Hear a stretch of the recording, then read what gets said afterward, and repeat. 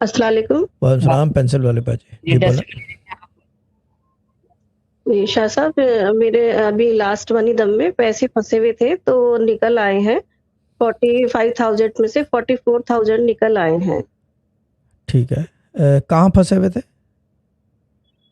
ये education loan के लिए अप्लाई कर दिया था बिटिया ने और बेटे ने, दोनों ने सोच के कि ये कर लेते हैं। प्राइवेट था और उसमें बहुत ज़्यादा खर्चा आ रहा था। जब मुझे ठीक से सही, क्योंकि मैं डिप्रेशन में थी, जब मैं सही हुई तो मैं कहा बेटे सोच लेती कहाँ से आएगा ये?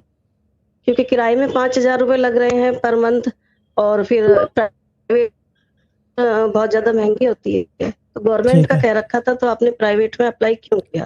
तो वो हाँ। पैसे निकल आए हैं। ठीक है।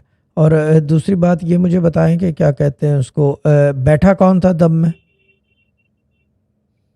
मैं ही बैठती हूँ सर।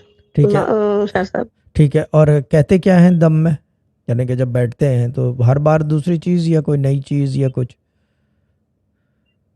अभी मेडिटेशन में बस मैंने मतलब मेडिटेट किया था क्या? कि मेरे हस्बैंड का जो भी है, आपको तो मालूम ही है, सुपर एंटिक का, उसमें कामयाबी मिल जाए। मुझे समझ में नहीं आया, क्या कह रहे हैं? हस्बैंड का क्या? काम सुपर एंटिक का भी है साइट अच्छा, का, सुपर तो एंटिक उसमें का कामयाबी मिल कामयाबी जाए। मिल जाए। ठीक है।